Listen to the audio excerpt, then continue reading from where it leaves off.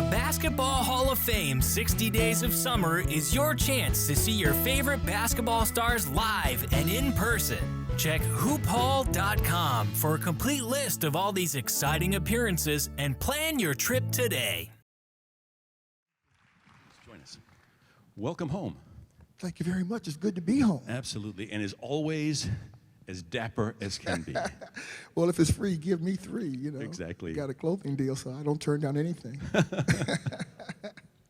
It's a joy to have you with us. Beginning as your childhood in Connecticut, tell us a little about your family. You had a big family, a lot of girls in that family. Can you tell us a little about yeah. You know, actually, my mother started me playing basketball. Yeah. My mother played in the backcourt with, then you might remember Althea Gibson, the first black to win Wimbledon back in the 50s. So my mother got us started, and I have 2 brothers and 4 sisters.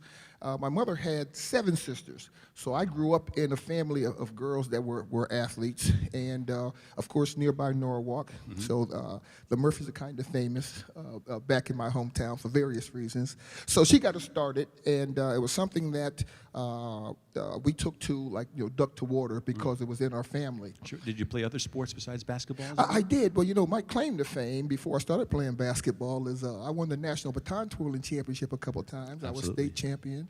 Baton twirling actually taught me how to fight. Growing up in my neighborhood, a boy twirler, you had to know how to fight. Absolutely. So, yeah. And I played, the traditional sports. I won Golden Gloves boxing championship. Really? 1 year. I sure did, fighting out of Port Chester, New York. Anything free, my mother put us involved in. Sure. And so I played a lot of sports. I'm a big football fan. Big football fan. I played Pop Warner football, and we were undefeated, the Nog Ramblers. Yeah. So. I always thought you must have been a great baseball player too. Your hand-eye coordination being what it was. I was wondering about football and baseball. Well, I played Little League like everybody else, but Yeah. Baseball was a little too slow. I played center field, and I'm out there picking daisies while home runs are being knocked over my head. So that ended my baseball career quickly. Absolutely. Well, you mentioned your mom got you started in basketball, but she did also get you started in baton twirling. Yes. Which was a very unusual thing for a young man to be doing in those days. Did you like it right away? Did Well, you say, Mom, what are you doing to me? Well, my mother's sister actually got us started. She was the first to win the state championship when they first let blacks involved into the MBTA. So she started us all, and I had a little talent for it, and I did. Right off the bat, I really got involved in it. She then sent me to her twirling instructor, who was John T. Tortillas, who was the world's rules commissioner in Stamford, Connecticut. And he saw that I had a little talent. And it did so much for my basketball because it gave me stronger upper body strength. You're twirling a bar, twirling a metal bar. I never lifted any weights, and I've always had strong wrists and strong shoulders. And it did give me some hand and eye coordination. So I contribute my stardom in basketball through baton twirling. And my brothers and my cousins all were taught to twirl too, but they were kind of, we don't need to do this. Yeah. type of an attitude. Yeah. And I was the only one that continued it. I wanted to go to college. And I did. I received 17 twirling scholarships. Really? I wanted to actually go to the Florida A&M. They had the marching 100 at that time. And I had gone down to visit school, and when I saw how they trained and how fast they moved on that field, I said, forget this. I'm going back to basketball. You played ball, obviously, in high school, basketball Yes. in high school. How were you able to balance the baton twirling, basketball, and education? It must have been a challenge for you at that age. Well, actually, it wasn't that much of a challenge. I did a lot of things, but the baton twirling was my love, and basketball, was something that I found out that I was fairly good at, and that I had a high school coach who thought twirling and basketball went hand in hand, so he kind of encouraged me to stay within those two. So Sure. I did it year round when I wasn't getting in trouble, Yeah. like most youngsters. But what was your coach's name? Jack Cronin was the reason that I'm sitting here right today. Yeah. Jack Cronin was an individual, and he just passed away, which of course broke my heart. He started working with me when I was in the 7th grade. He actually was the football coach at the high school, and he switched with the basketball coach so he can coach me specifically when back in '63 when I entered into high school. Jack was All-American himself in high school and in college. And he was a tough nut to crack. My second game in high school, he threw me off the team. Really? Yeah, my first game as a sophomore. See, in Norwalk, sophomores usually didn't get on the high school team. And if you did, you waited your turn. But not only did I make the team, but I became a starter. So I'm living large, you know. So my first high school game, I had 44 points. And I said, oh, this is easy. You know, so the second game, I came out there, and I forgot about the other guys on the team, and I'm shooting some wild shots. I'm just being me. And he told me to calm down. And, of course, I didn't. So in the middle of the third quarter, he took me out the game and told me to get out. I thought he meant sit down on the bench. No, he told me to get out of his gym, which I did, you know, all embarrassed. You know, I went from a hero to a zero in a week. And so the next day, of course, I was the first one at practice begging his pardon. And when I was enshrined here in the Hall of Fame, his wife told a great story. She told him that you better hope he shows up for practice tomorrow or you find someplace else to live. So what you'd mentioned the scholarships were coming in, the offers. Why Niagara? Why did you make that choice? I had 235 scholarship offers. That includes, you know, junior college and so on and so forth. Niagara University was the greatest thing that ever happened to me, athletically as well as educationally. Small private Catholic school run by the Vincentian Fathers in, of course, Niagara Falls, New York. And at that time, Jim Maloney and Ed Donahue were the coaches who later left the school, and Frank Layton came in.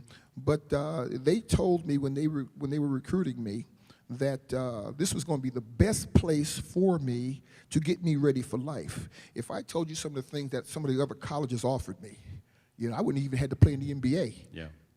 But, you know, that would have been short-lived. Yeah. So the fact that Niagara brought me in, they gave me a 5-year scholarship. They know that I was involved in twirling, so they got me to work for the Buffalo Bills. I twirled professionally for the Buffalo Bills and the Hamilton Tiger Cats in the Canadian Football League for the 4 years I was in school. Now, what was even great about that was the NCAA didn't recognize baton twirling as a sport. They considered it a fine art. So I was able to make a living. I was paid to twirl. Absolutely, isn't that you cool? know, so I took a cut and pay to go to the NBA. You know, so when they I went up to visit the school, small, beautiful campus, and the whole school recruited me. Really? I go up there, they're playing against St. Bonaventure, which was their arch rivals, you know, which, you know, Hall of Mr. Fame Lanier. Bob Lanier Absolutely. was a great player there. And I fell in love instantly. Plus the fact that they spent so much time in Norwalk, they almost had to pay taxes recruiting me. You know, they left the school after my sophomore year, and in comes Frank Layton. And then, you know, Frank was a very unique individual himself. Oh, absolutely. And he took me to another level. You know, I had talent, but he actually taught me how to play basketball. Absolutely. And from there, the rest was history. Well, it's interesting you say that. I was going to ask you about Coach Layden because both of you have pretty strong personalities. Oh, yeah. You know, and he's one of the funniest, but really remarkable men you're well, ever going to meet. play for him. He's not that funny when you play for him. Exactly. Okay. How did that marriage work out? Well, you know, Frank was tough. Yeah. When he first came into Niagara, you know, he said this place isn't big enough for two chiefs. So you're either going to follow me or you're going to leave. Well, of course, I wasn't going anywhere. Yeah. So I followed him, and you know, Frank, he had a mission with Calvin Murphy to take me to the next level. So he was tough on me, and we butted heads 2 or 3 times. 200 or 300 times. but I'm so thankful for Frank Layton because he didn't allow me to take over and just play ball. He taught me how to be a ball player. He taught me how to take basketball and apply it to life and be successful behind it. And you became a remarkable basketball player, not only a 3-time All-America, but I remember you scored 68 points against Syracuse. I mean, you had a remarkable college career. And I fouled out. There was 3 minutes left in the game. I was thinking about doing something real serious. Yeah. 68 points will do. When did you start to, I mean, obviously you had a lot of confidence already, but did you start to realize, I can do this for a living. I'm pretty good at this. When did that really start to register for you? Well, you know, I was fortunate. I can tell you how good I was, but I got to be honest and tell you how lucky I was. Throughout my whole career, I played with guys that allowed me to be me. You know, in high school, my team all came from my neighborhood. We knew each other. They let me be the star. They did all the dirty work. Got into college. They built the team around me. They went out and found players that would match my style of play, and they accepted their role. You know, and this is the honest God truth. There had been nights, like the night we played Syracuse, when they would have layups, they would go to the basket, circle around, and call me through. You know, I don't know if they were betting on the games or what, but the fact of the matter is, they allowed me to be a star. So you get a team where you have 2 or 3 guys that, you know, are top players, and they got to share the ball, and then you have animosity. My whole career, I didn't have to do that. I had players that I'm thankful for. That's why we're still very close today, all my teammates, because they allowed me to be the star. And with that, when I'm playing in college and we're having big games, and when the big games came, I had big games as an individual, and I started really believing in myself that, you know, of course, the experts said I was too small. Could you believe that? Yes. They had the audacity to say I was too small to play this game. You point them out to me. So, you know, and of course, you know, first team All-American 3 years. Yeah. And when I was drafted into the NBA, I was drafted in the second round. First player in the second round. I don't care what, it was still second round. Yeah, but it was a smaller first round in those days. I know it hurt my feelings, Yes. you know, because of course, you know, during my era, we had the fabulously great player with Pistol Pete, and you know, we had Bob Lanier and Nate Archibald and Dave Cowens, and these are all Hall of Famers that were in my class. Right. And then, so I wanted to be, with my ego, to be in the first round with them. But of course, during that time, they had the NBA and the ABA. Now, I was first round in the ABA. And I tell you what, if I'd known anything about business, I would have played for the Harlem Magicians. Yeah. The Harlem Globetrotters tried to get me to sign with them. Marcus Haynes, who left the Globetrotters, of course, which is a Hall of Famer, who just passed away on us. Just lost Mr. Haynes. Yeah, just lost Mr. Haynes. But he started the Harlem Magicians. And I was so bullheaded that I was determined to get into the NBA to prove to the world that my size was not going to be a hindrance. But business-wise, he gave me the best offer. And as I sit here now at 67, I wish I had taken that offer. Well, you bring up a clear point. When you were enshrined here, you were the shortest player ever to be enshrined in the NBA and the Hall of Fame. Along the way, there must have been many people who doubted you, who said, you can't do this. You can't at 5'9". You can't. Where did it come from, the knowledge that, oh yeah, I'll show you, I can? I've always been like that as an individual. When I was twirling, they said I couldn't do. When I was boxing, they said I couldn't do. Every time I stepped on a playing field, because I was always the runt of the litter, and they said I couldn't do. And all that did was motivate me to prove to you. So when it came down to about going into the NBA, and they said I couldn't do, and of course, during my years as a high school player and a college player, I had an opportunity to play against a lot of pros in various games and during the summer, and fared fairly well. And talking to people like Sam Jones, who was very instrumental in building my confidence. I went to Red Auerbach's basketball camp a couple of years and trained with the Celtics at summer camp, and they built my ego up. That I said, you know what? If you give me the opportunity, I'm going to show you. I'm going to show the whole world. So now when they drafted me in the second round, that even motivated me more to show the so-called experts that they were crazy. Sure. So you were drafted by the San Diego Rockets, who then immediately, almost shortly thereafter, moved and became the Houston Rockets. The next year. Many years to come. And you spent your entire career with a single team. Sure. Very few players get to do that anymore. Did you find a home right away there? Did you feel at home with the Rockets? What made that organization so special for you? Mr. Bob Breitbart owned the Rockets originally in San Diego. And when they signed me, he knew I was upset about being drafted in the second round and all those kind of things. Well, he told me when he signed me that I was going to always be a Rocket. Now, he didn't tell me it was going to be in Houston. He just said I was always going to be a Rocket. And I was thankful to the fact that I was drafted by the Rockets because of the career I had there. But originally, I wanted to play for the Buffalo Braves. Remember now, sure. I know it. Isn't it sad that they left?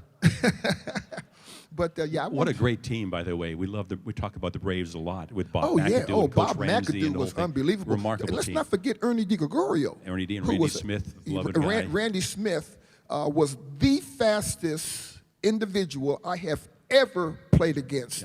I stole the ball one time. He was at the University of Buffalo State, and I stole the ball on a full run from him. And as I'm laying it up, he pinned it to the backboard. Wow. I don't know where he came from, but I told him, you must not ever do that again. I will kill you. But Randy was the fastest I ever played against, so I wanted to play for Buffalo. I had been up in Niagara Frontier for 4 years. I was comfortable. I loved the area, the people. They had me spoiled. Yeah. So when they didn't draft me, that also hurt my feelings. As you can tell, I was a very sensitive athlete. Absolutely. So an artiste. Yeah. Absolutely. So, but so much of the game, you covered the game state. You're a commentator for many years now for the Rockets. They refer to, point guards, 1, 2, 3, 4, 5. Did you think of yourself, this is what I do? Or, I did call you a combo guard. You could pass. You could score. You were a prolific scorer. How did you see yourself as your game emerged? Well, that's an interesting question because I don't believe in the point guard, the two guard, the small forward. You either know how to play basketball or you don't. When I came in as a guard, you had to be able to do a little bit of everything. You look at my all-time favorite opponent and teammate and friend was Pistol Pete Maravich.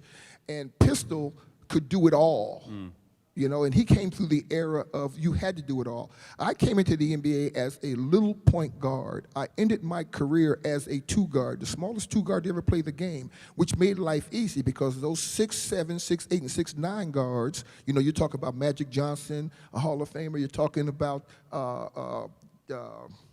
Iceman, George Gervin. Sure. They didn't want to chase me. No, not even so as a two guard, life got easy. Well, looking at some of these little guys here, they probably never saw Pistol Pete play. I hope they look on YouTube. Tell them who Pistol Pete was. Woo! In college, Pistol and I fought for the scoring leader in the country, and all 3 years I was second to Pistol. And I used to make excuses. The only reason Pistol scored more than me is because his dad coached him and so on and so forth, until I got to play against him. And that was a lot of baloney. He was, goodness gracious. It's hard to describe somebody that was about 6'6", 6'7", handle the ball as well or better than myself. He just didn't shoot the basketball. He was a pure shooter. Yeah. He would pass the ball through the eye of a needle. I got a chance to play with him for the first time in the high school All-American game in Memphis. And it's tough. You trying to play your game and you're watching him. Yeah. You're in the backcourt with him. We were starting guards for the All-American team. And I got to be great friends with him from that point on. Well, if you can't beat him, you got to join him. Well, and of course, both of you were such theatrical players to a certain extent. You had a very distinctive style in Pistol with his floppy socks and the long hair and the whole thing. It was really a wonderful time for that kind of personal showcase. Well, basketball has changed tremendously from the time that I played. Not only did we like to play and shoot and do the things, we like to put on a show. Yeah. We were more, as you said, we were more theatrical about the game. We enjoyed playing. Today it's more of a business. You look at some of these players that are playing today that are tremendous players, but they just matter-of-factly play the game. Yeah. We actually put on a show. Yeah. When I was in college, Frank Layton devised this warm-up called Showtime USA, where I would get on the foul line and imitate Marcus Haynes, with the passing and the dribbling, and the student body got to the point where it was a part of tradition that we couldn't start a game without doing that. And when I came to the Rockets, they picked that up because they want to entertain the people and so on and so forth. Well, all that is gone now. Guys today come out, they warm up, they go play. Yeah. And they got, of course, people think basketball started when Michael Jordan showed up, but it didn't. Yeah. But watching Michael come in and change the game to the point where you either dunked or you took a three-pointer, middle distance basketball has been gone, and that's where I made my living. I was an 18-foot jump shooter. Yeah. I can shoot the three-point, but I was trying to go for quality opposed to quantity, like they do today. Yeah. You're shooting 27% from the three-point line. They think that you're a hell of a shooter. Yeah. And it's just not like that. It's interesting. Steph Curry obviously brought some of that fun back to the game this year. It was a joy to watch. Is he special? Is he special? Absolutely. But talk about special. We talk about the flash, but you had tremendous fundamentals. Free throw shooting, which is one of the things that drives me crazy, watching guys miss free throws down the stretch. Right. How did you become not just prolific, one of the greatest free throw shooters in the history of the NBA? Well, there's a difference, and I hope these youngsters will understand that you've got to know how to shoot a basketball. You just don't throw the ball at the basket. You've got to know how to shoot it. You've got to get a feel for your shot. And I was taught how to shoot the ball properly. And then when I got into college as well as the pros, I wanted to leave something behind that said Calvin Murphy has been here. And you get a lot of people that can score, but that are not good shooters. Well, if you can shoot the ball from the 15-foot foul line, that shows people how well you can actually shoot the ball. And so I got involved in perfecting that 15-foot shot. And, I had the world record for 37 years in the pros for most consecutive and for the highest percentage. And people ask me, well, did it hurt my feelings when somebody broke it? You damn right it hurt my feelings. Yeah. That was my record. That's right. How dare them break that record, 78 in a row? Yeah, I made 78 in a row in competition, missed one, and made 56 more. So just think which one do I remember. Yeah. The one you missed. The one I missed in San Antonio, of all places, our arch enemy. Yeah. And every time I come there, they hold up the one that I missed. But yeah, so I spent a lot of time perfecting the shot. And when I look at the Rockets today, and I still work for the Rockets. I hope I don't get in trouble. Anybody here from Houston? Good. Okay. The Rockets are not a very good free throw shooting team at all. Needless to say, and I'm in the broadcast department, and I'm also in the corporate department, but I would kill to be able to work with the players as a shooting coach. Years ago, when Don Chaney was the coach of the Rockets, I was his shooting coach for a year. But when you look at Dwight Howard and of course Josh Smith has just left, and some of the players that was shooting around 40%, 39-40%. And you're considered one of the best in the world. That's just not acceptable. And when you look at the guys shooting today, there's just one or two mechanical things they're doing wrong that could change their whole total game. And I do consider myself an expert at free throw shooting. Years ago, the NBA sent me around the world to teach coaches how to teach youngsters, along with Hubie Brown, Jack Ramsey. Coaches, sure. Yeah, they did their coaching thing, and Bill Walton. And so I kind to put myself head and shoulders above most free throw shooters. Now, that sounds egotistical, because it is. But when I go to that line, I can define. See, a lot of people go out there, and they can tell you how to shoot it, but they can't show you. And this is one thing I still can do. And I tease the Rockets right now. I'm 67 years old. No, I look good, but let's not go there.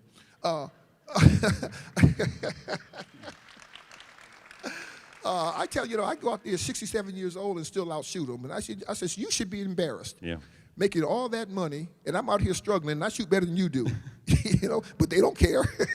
No, they're doing okay. Rick Barry sat in this chair when we interviewed him. As you can imagine, this drives him crazy about free throw shooting. Yes, and Rick Barry, of course, and I played 2 years together after he left Golden State, whatever. Right. Oh, my goodness. I apologize. I meant to turn this phone off. Excuse me.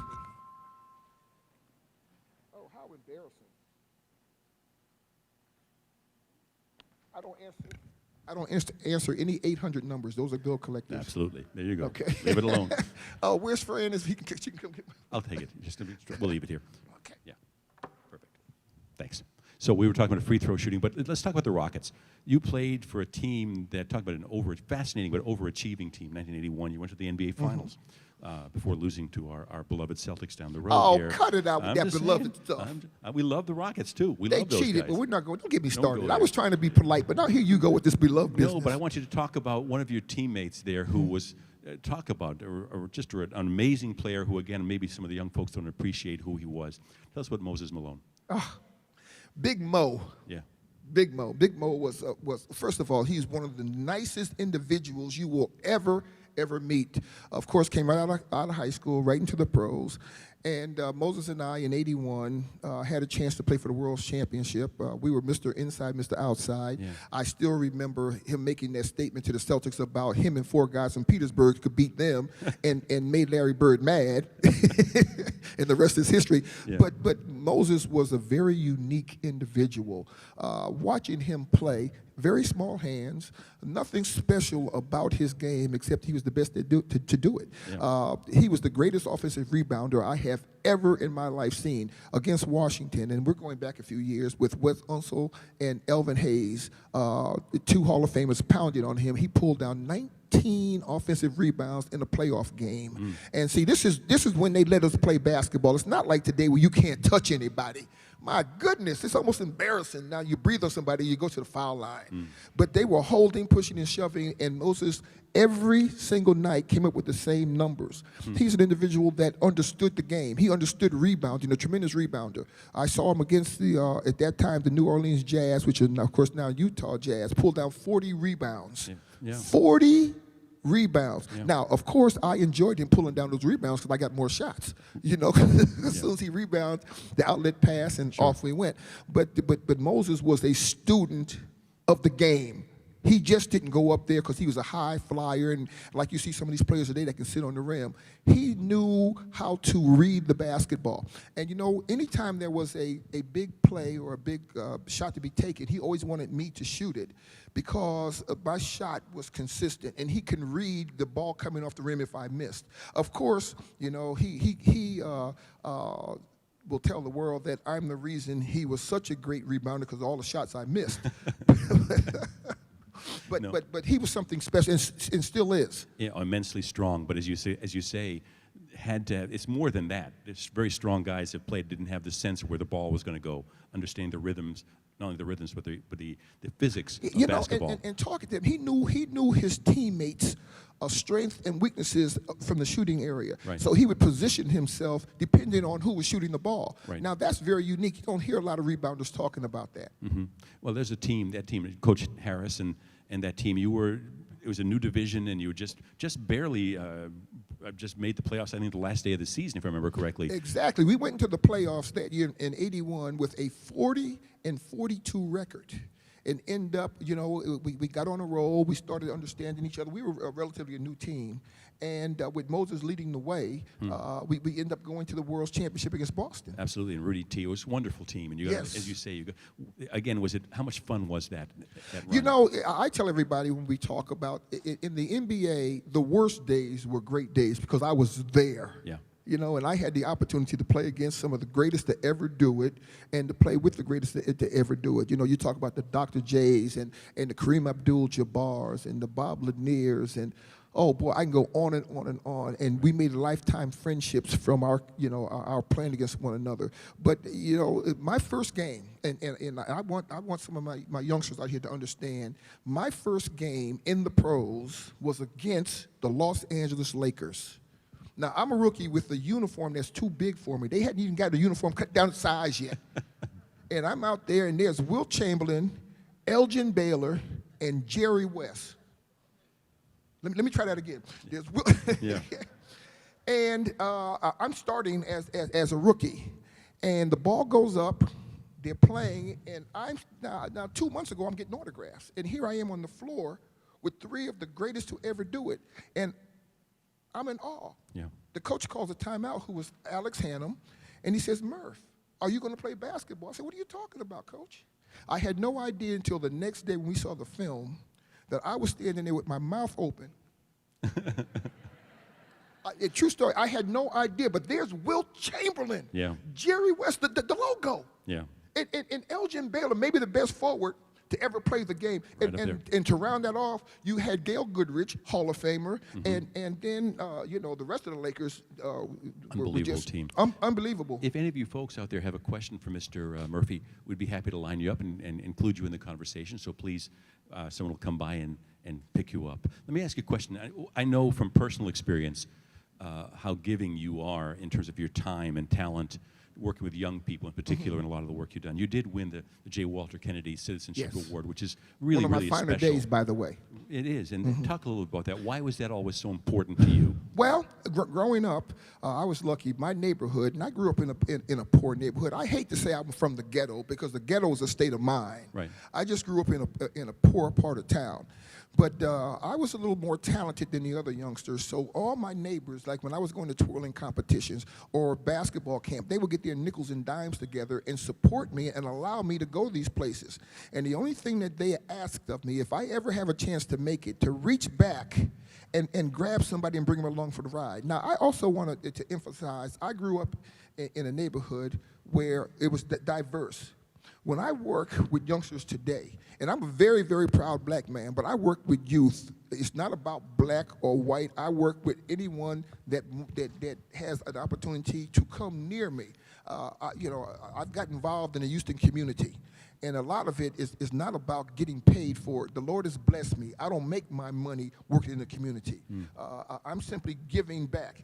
And Houston proper, I wish people could understand how much talent we have in this country, in the neighborhoods where these youngsters will never get an opportunity because there's just not enough room. Right. You understand? So when I work with youngsters in basketball, I don't work with them to go to the pros. I work with them to use that ball as a calling card to education. I've been blessed to get a fine education at Niagara University. And as you know, and everybody knows, it's only going to last but so long athletically. But you got to survive in this country, and the only way we can do that is through education. I had the good fortune of working with Bob Lanier through the NBA with the stay-in-school program for about 20 years, the Pride Message. And I still do it, even though the NBA no longer does it. I do it when I do speaking engagements around the Houston area because it's so important for our youngsters to understand there's just not enough room. You have 480 slots, and you've got 20 million people qualified. Yeah. So you got to have an education because basketball is not going to be the end all. Not for everybody. Not for everybody. Could I have the first questioner come over, please? Please come join us. Tell us your name and what question you have for Mr. Murphy. Oh, I can beat him. I can tell that right now.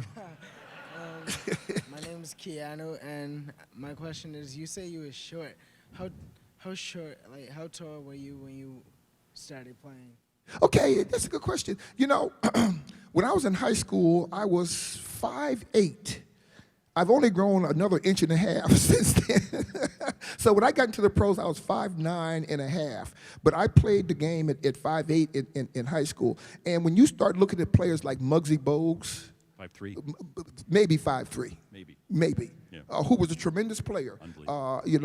Defensively, he would give you fits. And then you look at Spud Webb, who won at 5'6", 5'7", who won the dunk contest a couple of times. So the so-called experts stopped looking at size and started looking at talent. And I like to think that I had a little something to do with that. If when I came into the pros, if I had not been successful at my size, I don't know what that would have done to the average size player after me. But there's so much talent out there at all sizes that if you're in the right situation, in the right team, you have a chance to make it. Thank you. How tall are you? do you got, wait, where you go? Get your butt back here. Do you got game? Yeah. Nah, man, go sit down. You can't beat me. Yeah. Could I have the next questioner, please? Please tell us your name and your question for Mr. Murphy. My name is Joe Diamato, and I grew up in Norwalk also. Give me some love. Norwalk. I went to school with your brother Sammy. Oh, don't blame me. Okay. But in junior high school, they had, in gym, you would shoot free throws, 10 free throws. Right. You made all 10. I made 9, so I almost tied you. You look, you 9 didn't out of beat 10. me. And you would also shoot layups, right? Yes. See how many layups you can make in 3 Yes. seconds? I went to Yeah. West Rocks, by the way. Yes, that's the same thing. That Yeah, with Mr. Ewing and Mr. Yes, yes, sure. Yeah, but I had a regiment, to answer your question, when I practiced. And the regiment was that I would shoot until I was comfortable that I couldn't do any more that day. So it could be 500 or it could be 100, depending on how many shots I needed. Yeah. The other thing is, somebody asks you a question, you would always go right, and you can go around anybody and beat them every time. And somebody asks you, why did you never go left? Do you know what you answered? What did I answer? You said, I didn't have to. Bingo. If it ain't broke, why fix it? Thank you so much. I like him. Come on, pal. Yeah. What is your name, please, and what's your question? Makai, Are you kidding me? how long have you been playing basketball? How long did I play? Well, let me see. I started playing when I was 6 years old. And I'm still playing, but I left the pros when I was 35. Okay, yeah. Don't close your mouth, boy. Okay. But you know what I do? I have a basketball school in Houston. And yeah, it's called Planet Hoops, and I'm still playing 4 times a week teaching, which I enjoy. I enjoy being a teacher now, so I'm still out there playing. I'm not as fast, and I don't jump as high, but I still can teach. So it's been 60 years that I've been involved with basketball right now. Yes, indeed. And still making free throws. Yes. Yeah. Could I have the Good-looking young man. next Look at him gentleman, backpedaling. Yeah. Yes, sir. Could you tell us your name, please, and your question for Mr. Murphy? C.J. Milmo.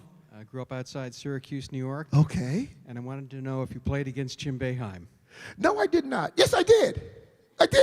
I did my senior year. I did. He wasn't guarding me. Yes, I did play against him. Okay. Hell of a coach. Absolutely. Now, I understand he's only going to coach a couple more years, and then he's going to call it a day.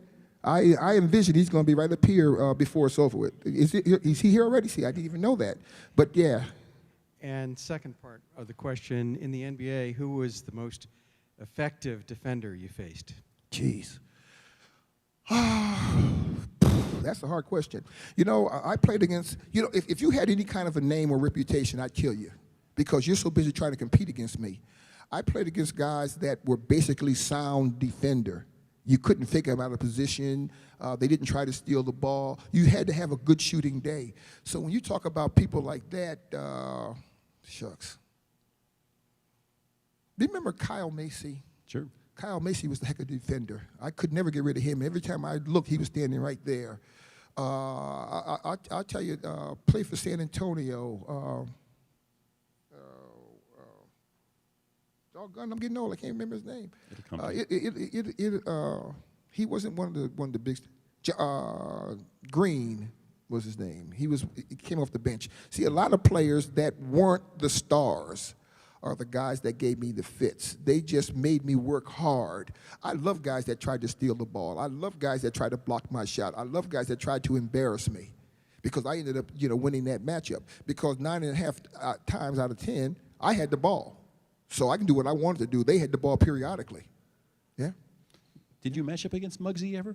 No, I wouldn't want to play against Muggsy. I know. Do you remember Charlie Chris? Sure. Charlie Chris was the Muggsy Bogues of our era. He was a tough nut to crack because he was so low and compact to the ground that you had to just come off the pick to score on him. If you try to beat him off the dribble, he gave you fits. He'd kill you. Yeah. Yes, sir. Next question, please. Could we have your name, please, and your question for Mr. Murphy? Hello, Andrew. I was wondering what your greatest accomplishment or greatest moment as an NBA player is. My greatest moment, besides getting into the pros, was the fact that I had a chance to set the world records. I looked forward to that. A lot of players will tell you that they were supposed to be there, and that's not true. There are players greater than I that never got that opportunity. I know I left 3 in my hometown. Some of you that are from North may remember Junie Jackson, Junio Pantoja, Marvin Spencer. These guys could have been the Calvin Murphys of today if they were given the opportunity. So the fact that I was given the chance to take my talent to a higher level was the greatest thing that ever happened to me in the pros. And then, of course, being able to get on center stage and leave a legacy. Calvin Jr., and now we call my grandson, who's Calvin III, C3, he's going to be better than I ever thought about being because we set the pace, the tone. And he's coming behind us, and he's going to take all this knowledge and take it to another level. Those are the greatest things that I got out of the game, plus the fact that I played with and against some of the greatest to ever do it. The only one that I missed, other than Michael and was Bill Russell. I would have loved to go to the basket and see if I could have scored on him. Now, I'm going to tell you a quick story. Don't you move. I'm going to tell you a quick story if I may. Do I have time? Of course. My rookie year, the first time we played Madison Square Garden, and, you know, I'm only 40 minutes down the road, and they had the great Willis Reed. Yes. Well, coming on a fast break, I came across the court, and I tried to dunk on Willis. Well, he fouled me, and on the way down the court, he said, "Little fella, don't do that." He says, "I don't care if you score 50 points, but don't do that." Yeah. Man, shut up. So in the middle of the third quarter, I came baseline. I wanted to show everybody, you know, I had them great legs, and I went up to try to dunk on Willis again. Well, after I woke up, because all of a sudden the lights went out in Georgia. When I woke up, I became the best jump shooter in the history of basketball. And Willis apologized. Every time he sees, he apologizes to me. But he said, "I told you don't bring your little behind in here." He meant it. A man of his word. Exactly. What's the most disappointing or thing that you wanted to accomplish that? The world championship. You know, up until I got this ring that I have on my finger, which is, of course, the Naismith Basketball Hall of Fame ring, you know, which doesn't get any better than this. That ring meant it had me to tell the world, I've done it. And when Boston beat us, yeah, all right, don't start nothing. You know, Kevin McHale is our coach, you know, and Yes, every he time sure I is. see him, I says, "Where's my ring?" you know, but so not getting that ring in '81 was my biggest disappointment because I thought we deserved it as a team. Everybody thinks that. And but I ended up getting 2 rings, of course, with the great Hakeem the Dream Olajuwon. That's right. Winning the championship and being on the broadcast team. I got 2 authentic rings for the 2 years, 94 and 95. But it's not like having it that you help, receive it. 94. Yeah. We have time for one more question, please. Could we have your name, please, sir, and your question for Mr. Murphy? My name is Asher Orkaby. I'm a professor of history over at Harvard. And this is my first time over at the Hall, and it's been an absolute pleasure hearing your stories for the past 45 minutes of the good old days of basketball and the quality characters and the people you've played with. So my question is, and this is coming as a historian, how have you seen the game change since you left? Has it changed for the better? And the question is, that change both in terms of the quality of a character and the players and the game in general. Have you seen the NBA evolve? How have you seen it evolve? And how do you think it's going to look in 10, 15 years from now? Well, you can tell he's from Harvard, can't you? Yes, I've seen the game change, some for the good, some for the bad. Number one, the game itself. Let's just talk about the game itself. I don't like the fact that the game has gotten soft. You know, if you ask the people that are changing the game, they say they're doing it for the fans. I don't agree with that. I would like to see a little more physicality in the game where you've got to earn the right to score. Today, if you got a quick step and they stop you, you're impeding progress. The game is now played on the foul line. I don't like that. They've taken the middle distance out. Everything now is the three-point or the dunk. So a lot of the talent that these players have is not being shown, okay? And, of course, that trickles down to our youngsters. You know, if you've watched them on the playgrounds, if they're not behind the three-point line, you know, or trying to dunk, they're not playing the game. So I don't like that portion of it. The players today are much more physically talented than we were. We were better basketball players. They're better specimens. If you look at they're faster, they jump higher because of the training and the diets and things of this nature. We grew up on McDonald's running through the airport. Now every team got their own plane, they got their own dietitian, and they got their own trainers and things of this nature. So the players are much better, but we are much better basketball players. You mentioned, thank you, sir. You mentioned the ring on your finger. I wonder if you can remember back to 1993 when you got the call that you were going into the Hall of Fame, and what your, as you sit here today, what your thoughts are. Right over there. Right over there. Handsome man. Right there. Yes. What's your thoughts? I remember it like it was yesterday. I got that call at 8:04 in the morning, and they said that congratulations, you have just been enshrined in the Naismith Basketball Hall of Fame, and I cried. Yeah. I still get emotional because there was a lot behind getting into the hall.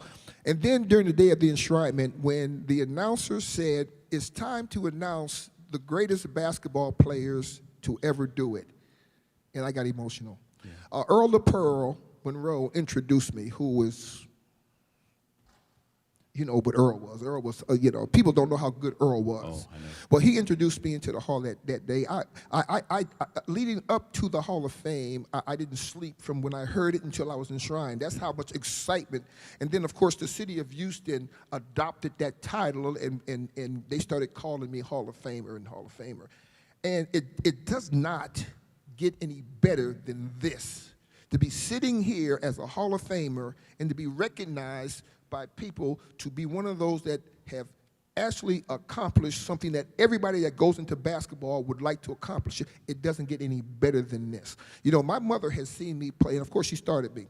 My mother cried twice in my whole career, when I got my college degree and when I was enshrined in the hall. There you go. Well, talk about it doesn't get any better than this, than for us to have spent this time with you today. Ladies and gentlemen, another round of applause for Mr. Calvin Murphy.